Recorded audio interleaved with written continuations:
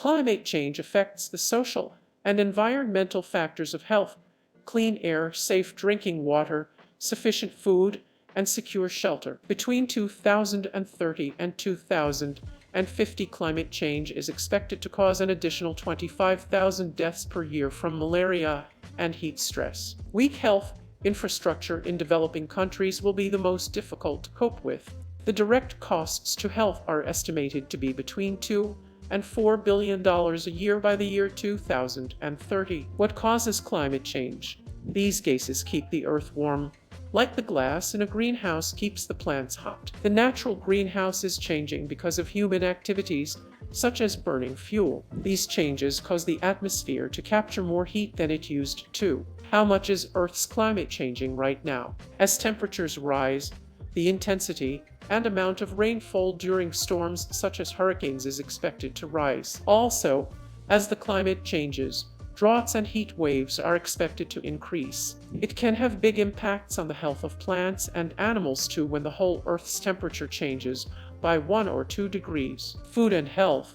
The World Health Organization has classified climate change as the greatest threat to global health in the 21st century. Various infectious diseases, such as dengue fever and malaria, are more easily transmitted in a warmer climate. The young are the most vulnerable to food shortages. Children and older people are both vulnerable to extreme heat. The global population could face climate conditions that are life-threatening due to the combined effects of extreme heat and humidity by the 2100s. There are currently 183 million people at risk of hunger as a result of these impacts, particularly those with lower incomes. Climate change also affects fish populations in general. It has caused a reduction in global yields of maize and soybeans between 1981 and 2010. Future warming could further reduce the yields of major crops in the world. Plant production will likely be negatively affected in low-latitude countries, while effects at northern latitudes may be positive or negative. Climate change threatens food security. More will be available to be fished. Regions dependent on the glacier water, already dry and isolated, have a higher risk of water stress due to climate change. It is expected that more fish will be caught but less will be available for fishing, according to the World Resources Institute. The biggest health threat. Past emissions have already made a significant change to the climate. It seriously jeopardizes the realization of universal health coverage in various ways, including by compounding the existing burden of disease and by introducing new barriers to accessing health services when they are most needed. It will seriously jeopardize the realization of universal health coverage in various ways.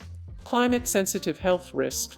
Changing climate conditions are already affecting health in a myriad of ways, including resulting in death and illness from increasingly frequent extreme weather events. Changes in climate are affecting many of the social determinants of health, such as income, equality, and access to health care and social support structures. These climate-sensitive health risks are disproportionately felt by the most vulnerable and disadvantaged groups, including children, ethnic minority communities, poor communities, and displaced persons, and older populations with underlying health conditions. Health impacts of climate change will be determined mainly by the vulnerability of populations to climate change and the extent and pace of adaptation, according to the World Health Organization.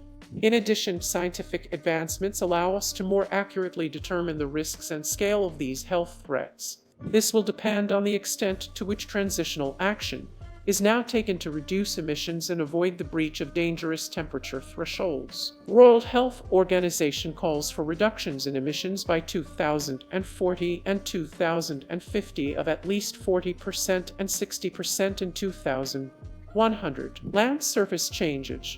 It releases carbon dioxide when trees are destroyed and prevents these trees from absorbing more carbon dioxide in the future. A region's vegetation type affects its local temperature. It affects how much heat is lost by the sun and how much sunlight is reflected back into space. The surface of the forest is lighter when it is grassland, which reflects more sunlight. By modifying the release of chemical compounds that influence clouds and by changing the wind patterns deforestation can also affect temperatures. The net effect is to produce warming in tropic and temperate areas, while at latitudes closer to the poles a gain of albedo as the forest is replaced by snow leads to a cooling effect. The main causes of depredation are the permanent change from forest to agricultural land producing products such as beef and palm oil, logging to produce forest products, short-term changing climate, and wildfires. According to the study, forest degradation is aggravated by climate change.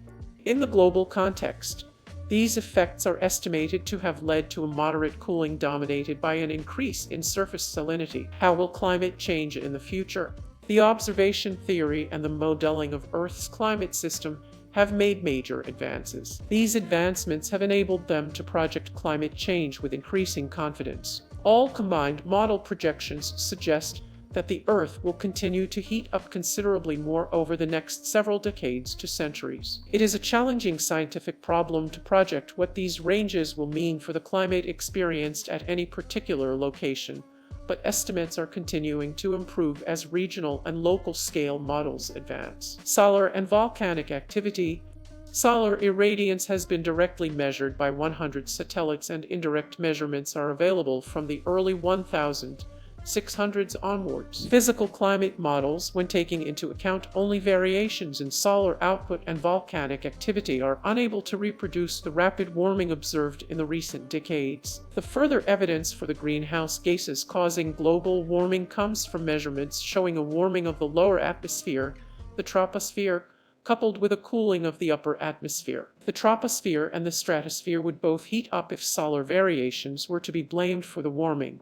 Changes in incoming sunlight directly affect the climate system if the sun is the Earth's primary energy source. The temperature signal lasts about 2 times as long. In the industrial era, volcanic activity has had negligible effects on global temperatures. Infrastructure, bridges, roads, ports, electrical grids, broadband internet, and other parts of our transportation and communication systems are included in the physical infrastructure. Even newer infrastructures can be vulnerable to climate change too.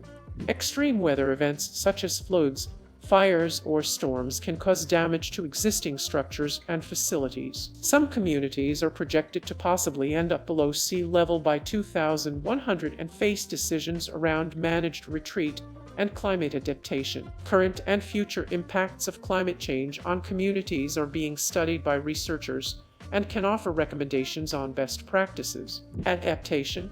However, adaptation cannot avoid severe and widespread impacts without additional mitigation. More severe climate change requires more transformative adaptation, which can be prohibitively costly. The capacity and potential for humans to adapt is not evenly distributed across different regions and countries. Despite the implementation of adaptation policy in many countries, there is a significant gap between necessary and available funding. The first 2 decades of the 21st century saw an increase in adaptive capacity in most low- and middle-income countries with improved access to basic sanitation and electricity, but progress is slow. Everyone can avoid strenuous work or have air conditioning. Insurance allows risk sharing, but is often difficult to get for people with lower incomes. Early warning systems can reduce climate vulnerability. Planting mangroves or encouraging other coastal vegetation can help to buffer storms. Adaptation to changing climate by switching to more sustainable diets, diversification, erosion control, and genetic improvements for increased tolerance to the changing climate. If all else fails, a managed retreat may be necessary.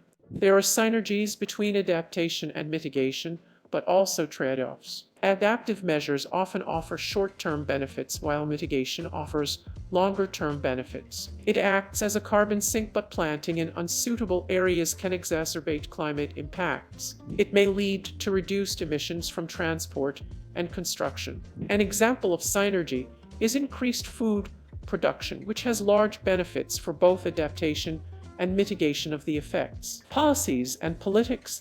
The benefits of phasing out coal to improve public health and local environments outweigh the costs in almost all regions of the country. Non-exporters of fossil fuels face stranded assets when they switch to clean energy because non-importers of fuels win economically. Climate change and its impacts are recognized in the goals of sustainable development. Climate change and the goals of food, water, and energy conservation are in common. Policy option. As of 2019, carbon pricing covers about 20% of the global greenhouse gas emissions. Carbon can be priced through carbon taxes and emissions trading systems. Global direct fuel subsidies reached $319 billion in 2017 and $5.2 trillion when indirect costs are included. Communities with many fossil fuel workers would require additional investments. Job opportunities are being lost as the use of fossil fuels is reduced. Thank you for watching. Do subscribe, like, and share.